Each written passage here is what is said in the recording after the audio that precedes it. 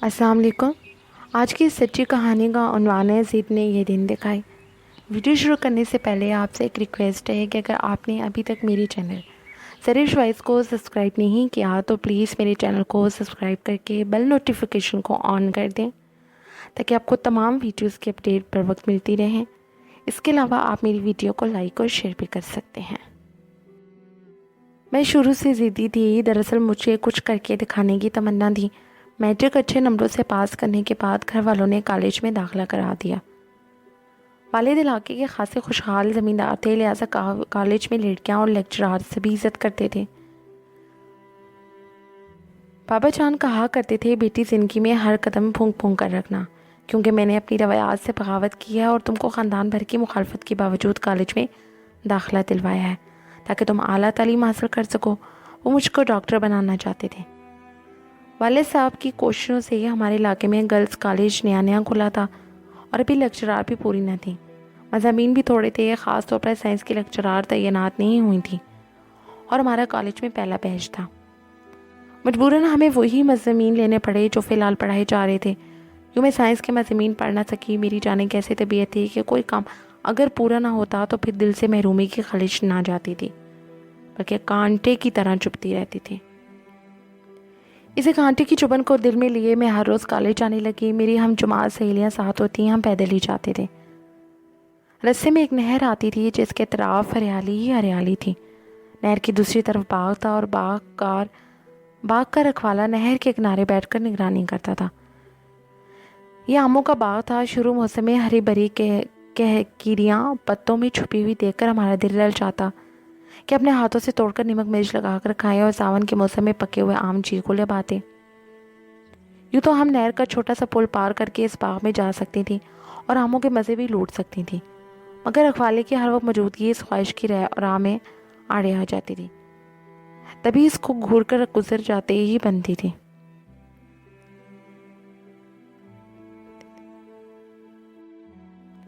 آموں کے گھر میں کمی نہ تھی، لیکن سر تفریح کے لیے باغ میں آم توڑ کر کھانے کی حسرت پلنے لگی تھی۔ کالج سے واپسی پر تھوڑی دیر میں میری اور سہیلیاں نہر کے کنارے ضرور بیٹھتی تھیں۔ ہرے بھرے درختوں پر طوطوں کے غول آتے تو ان کی پروازیں اور آوازیں دونوں ہی لطف دیتی تھیں۔ رکھوالا ان کو اڑانے آ جاتا تو ہم کو زہر لگتا۔ ایک دن فاطمہ بولی، سنو، یہ رکھوالا تم کو بڑے غور سے دیکھتا ہے، اس کی نظریں تمہارے چہرے پر رہتی ہیں۔ میں نے کہا، تمہارا وہم ہوگا۔ اگلے دن فاطمہ نے پھر توجہ دلائی۔ میں نے رکھوالے کی طرف دیکھا تو اس نے فوراً ہی نظروں کو چرا لیا۔ وہ حقیقت میں میری ہی جانب دیکھ رہا تھا۔ پہلی بار اس کو بغور دیکھا۔ وہ 20-22 سال کا خوبصورت لڑکا تھا، لباس میں صاف ستھرا تھا، چہرے میرے وضاح کتاب سے باغ کا رکھوالا نہیں بلکہ مالک دکھائی دیتا تھا۔ تام تھا تو رکھوالا ہی، ہم اس کو خاطر میں نہ لاتے اور وہ کو برو اور بارو نہ ہوتا۔ ایک دن وہ وہاں موجود نہ تھا۔ ہم نے موقع غنیمت جانا اور باغ کی طرف چل دیے۔ ابھی ہم آم توڑنے میں مصروف تھے کہ اچانک رکھوالا نمودار ہو گیا۔ لڑکیاں آم چھوڑ کر بھاگی، لیکن میں وہاں جمی رہی۔ تبھی ہماری طرف آتے آتے وہ روک گیا اور مجھے بغور دیکھنے لگا۔ اس کے گھورنے کی پرواہ کے بغیر میں نے زمین پر پڑے ہوئے آم جو میری سہیلیوں نے وہاں چھوڑ دیے تھے اکٹھے اٹھا کر جمع کیے اور اطمینان سے نہر کے دوسرے کنارے آ گئی۔ اگلے دن وہ ہمارا منتظر تھا۔ اس کے ہاتھ میں ایک بڑا سا شاپر تھا جس میں کچھ پکے ہوئے آم تھے۔ جو ہی ہم نہر تک پہنچے وہ پل پر آ گیا۔ اس نے شاپر میری طرف بڑھایا۔ میرا دل زور سے دھڑکنے لگا۔ میں نے شکریہ بھی نہ کیا، اسی سوچ میں تھی کہ شاپر لوں یا نہ لوں، مگر اس نے موقع ہی نہ دیا۔ شاپر کو میرے قدموں کے پاس چھوڑ کر واپس دوسری طرف چلا گیا۔ میں نے اس شاپر میں سے کچھ آم سہیلیوں کو دیے اور کچھ اپنے لیے رکھ لیے اور گھر کی طرف چل دی۔ گھر آ کر جب شاپر کو کھولا تو اندر سے ایک پرچہ نکلا جس میں لکھا تھا، میں اس باغ کا رکھوالا نہیں، مالک ہوں۔ جب دل چاہے آ کر آم لے لیا کرو۔ خط میں چونکہ کوئی قابل اعتراض بات نہ تھی، لہٰذا میں نے پڑھ کر پھاڑ دیا۔ اب یہ میرا معمول بن گیا، جب کالج جاتی نہر کی طرف ضرور دیکھتی۔ وہ بھی میری جانب دیکھ رہا ہوتا تھا۔ تب میری سہیلیاں کہتی، رکھوالا تم پر مہربان ہے، آم تو لے لو، خود لے لو۔ میں نخوت سے جواب دیتی، میں کیوں احسان لوں، وہ بھی ایک رکھوالے کا۔ کچھ دن گزرے سے دوبارہ آموں کا شاپر مجھ کو دیا۔ نہ چاہتے ہوئے بھی میں نے لے لیا۔ اس پر میں تھیلے میں خط موجود تھا۔ اسے ہم نے تعارف کرایا، میرا نام فرحان ہے، یہ باغ میرے ابو کا ہے، لیکن ان کے فوت ہو جانے پر چچا نے ان کا حصہ بھی اپنے قبضے لے لیا ہے۔ کہتے ہیں کہ دادا سے پہلے تمہارے پاپا فوت ہوئے ہیں، لہٰذا اب پوتے کا حصہ نہیں بنتا۔ کہتے ہیں کہ دادا سے پہلے تمہارے پاپا فوت ہوئے ہیں، لہٰذا پوتے کا ایسا نہیں بنتا اور یہ باغ میرا ہے۔ یہی نہیں، دادا کی وفات کے بعد چچا نے مجھ کو نوکر بنا لیا ہے، باغ کی رکھوالی کرنے والے کو نکال دیا ہے کہ وہ بے ایمان آدمی ہے، کہا اب تم رکھوالے ہو سو میں رکھوالا بن گیا ہوں۔ خط پڑھ کر میں نے جان لیا کہ وہ مجھ سے گفتگو کرنا چاہتا ہے، لیکن ہم جماعت لڑکیاں ساتھ ہوتی ہیں تو میں اس کی جانب دیکھتی اور بے نیازی سے گزر جاتی۔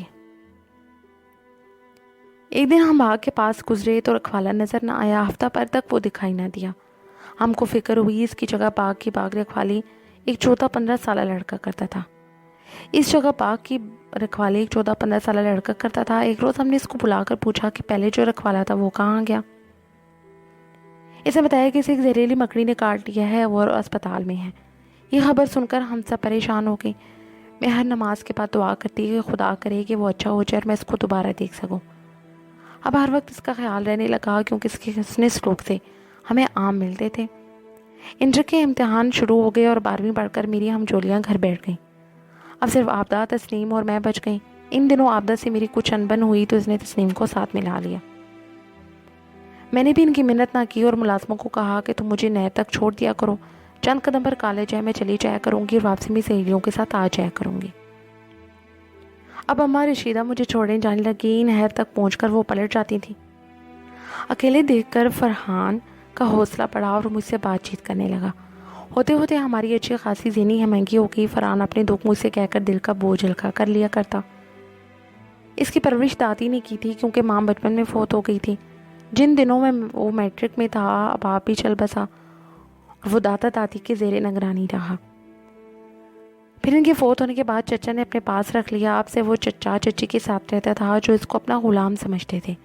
وہ انہیں کے رحم و کرم پر زندگی گزارنے پر مجبور تھا۔ روز 15-20 منٹ میں اس کے پاس بیٹھ کر باتیں کرتی۔ اس سے باتیں کرنا مجھے اچھا لگتا۔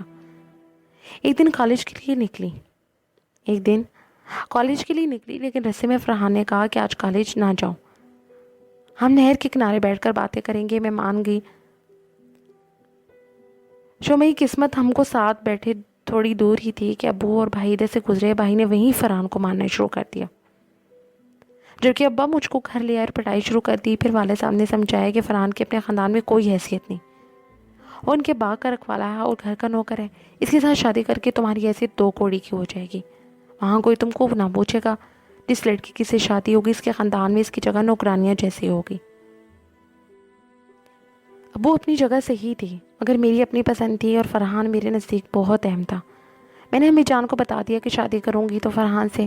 اب میں نے کالج جانا بند کر دیا مگر اس کا خیال ہر وقت رہتا تھا۔ اپنی اپنی جگہ ہم دونوں دکھی تھے اور ملنے کو تڑپ رہے تھے لیکن ایک دوسرے کی خبر نہ پاتے تھے۔ اس بات کا بھی مجھ سے بے حد قلق تھا کہ گریجویشن کا خواب ادھورا رہ گیا تھا۔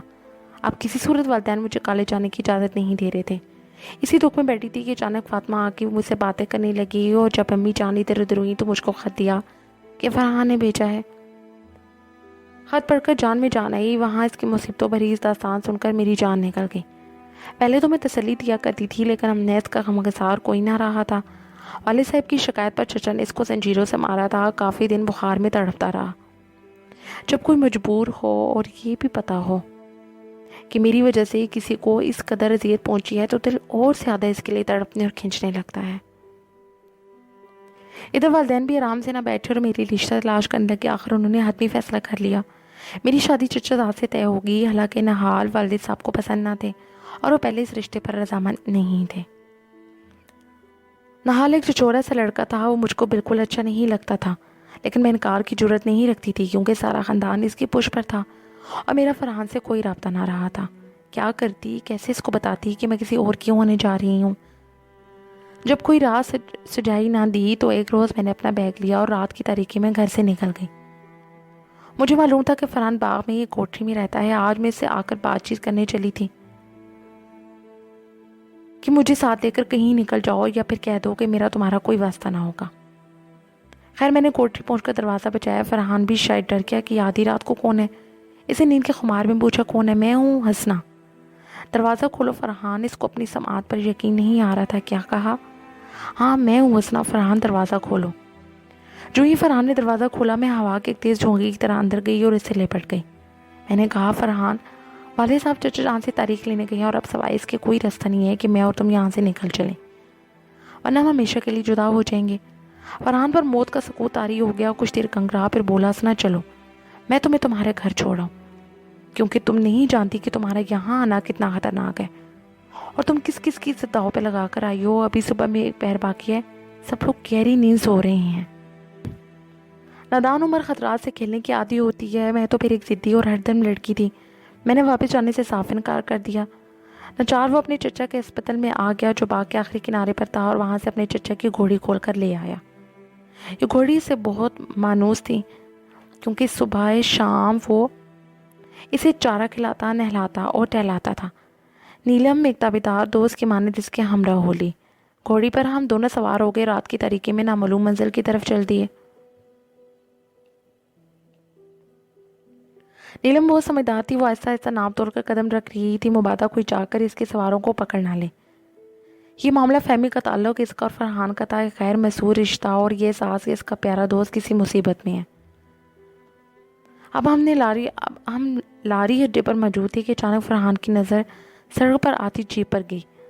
وہ کہنے لگا، ہنسنا، شاید انہیں پتہ چل گیا یہ تمہارے بابا جان کی گاڑی آ رہی ہے، تم جلدی سے لاری میں سوار ہو جاؤ اور میں لاری ہوٹل میں کہیں چھپ جاتا ہوں، تمہارے بابا کی جیپ یہاں سے گزر جائے تو ہم چلتے ہیں۔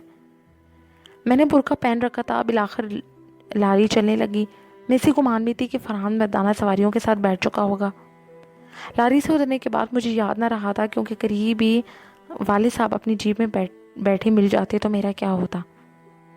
دوسری طرف مجھے فرحان کی فکر کھائی جا رہی تھی، لیکن قدرت کا کھیل ایسا ہوا کہ فرحان کو لاری میں بیٹھنے کا موقع ہی نہ ملا اور وہ بیل گاڑی میں بیٹھ کر واپس اپنے گاؤں لوٹ آیا۔ ادھر بابا جان گھر جانے کے بجائے میرے چچا کے ڈیرے پر چلے گئے۔ جب لوٹے تب انہیں پتہ چلا کہ بیٹی رانی گھر میں نہیں ہے۔ گھر میں کہرام مچا ہوا تھا۔ بچان سب سے پہلے فرحان کی طرف گئے، وہ اپنی کوٹری میں موجود تھا اور سو رہا تھا۔ اس کو کچھ کہے بنا یہ اس کے چچا کی طرف گئے کہ ہماری لڑکی ہے لیکن فرحان موجود ہے۔ اس کو کچھ کہے بنا چچا کی طرف گئے اور کہا کہ ہماری لڑکی نہیں ہے لیکن فرحان موجود ہے۔ تاہم اس کو شک کی بنا پر ہمارے حوالے کرنا ہوگا، تاہم اس کو تھانے دار کے سپرد کر دیں تاکہ کچھ پتہ چلے ہماری لڑکی کہاں گئی ہے۔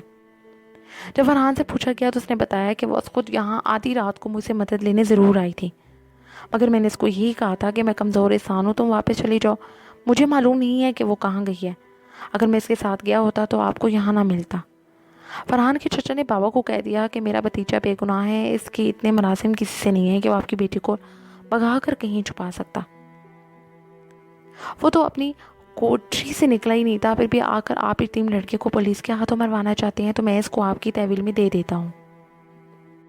والد صاحب سوچے لگے کہ اگر فرحان مجرم نہیں ہے تو پھر کون مجرم ہے۔ وہ لاری اڈے پہ گئے اور لاری ڈرائیور سے معلومات حاصل کی۔ انہوں نے بتایا کہ صبح جو پہلی لاری چلی تھی اس میں ایک برقع پوش عورت سوار تھی، لیکن اگلے گاؤں میں سواری کے لیے اتر گئی تھی۔ یہ گاؤں میرے خالہ جان کا تھا۔ قصہ یہ ہوا تھا کہ جب لاری کوٹ سمابا پہنچی تو مجھ کو پتہ چل گیا کہ مردانہ سواریوں میں فرحان موجود نہیں ہے، کیونکہ یہاں میں اتر کر لاری کے پاس ادھر ادھر چلی تھی مگر کوئی لاری سے نہ اترا۔ میں نے یقین کر لیا کہ اگر فرحان سوار ہوتا تو مجھ کو دیکھ کر لاری سے ضرور اتر آتا۔ اس کا مطلب یہی تھا کہ سوار ہونے کا موقع ہی نہیں ملا۔ یہاں خالہ کا گھر لاری اڈا کے پاس ہی تھا۔ میں بیگ اٹھا کر ان کے گھر پیدل چلی گئی۔ بدقسمتی کہ وہاں تالا لگا ہوا تھا۔ پڑوس میں گئی، انہوں نے کہا بیٹی وہ تو شہر گئی ہوئی ہیں، بیمار ہونے کے باعث معالج کو دکھانے جانا تھا، جاتے ہوئے گھر کی چابی ہم کو دے گئی ہیں، مگر بہتر ہے کہ اکیلے گھر میں رہنے کے بجائے ہمارے گھر میں رہو، وہ کل تک آ جائیں گی۔ خالہ کے آنے سے قبل ہی بابا جان کی جیپ آ گئی اور جب خالہ جان کے دروازے پر رکی تو پڑوسن باہر کھڑی تھی۔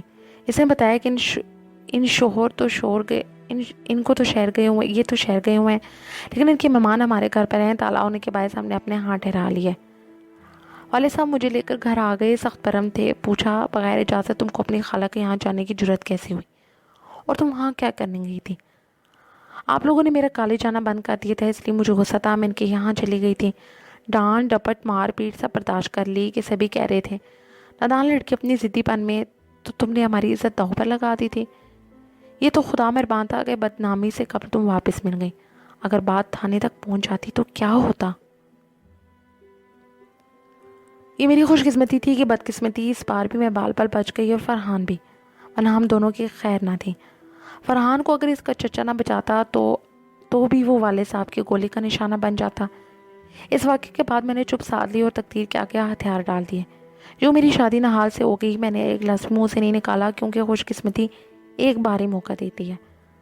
اب اگر میں چپ نہ رہتی تو مجھ سے پہلے فرحان کی شامت آ جاتی، ان کا شک یقین میں بدل جاتا، والد اور بھائی فرحان کو گولی سے اڑا دیتے۔ نحال اچھا انسان نہیں تھا، اس نے مجھے بہت ستایا، رات کو کبھی گھر پر وقت پر نہ لوٹا، کئی راتیں گھر سے غائب رہتا اور غلط دوستوں کی صحبت میں عائشی اس کی عادت تھی۔ مگر میں نے اف بھی نہ کی، کیونکہ خدا کا یہی احسان کافی تھا کہ فرحان پر کوئی آنچ نہیں آئی، وہ زندہ سلامت رہا۔ دلوں پر جو گزرتی ہے سہ لیتے ہیں، سہنا ہی پڑتا ہے، سوائے سب کے کوئی چارہ نہیں ہوتا، لیکن اگر محبوب کی جان چلی جائے تو زندگی بھر یہ درد مجھے چین نہ لینے دیتا۔ مجھے معلوم نہیں کہ فرحان کی سال میں ابھی تک اپنے چچا کے باغوں کا رکھوالا اور ان کے جانوروں کا چاکر ہے، یہ اس کی بھی زندگی بدل گئی ہے۔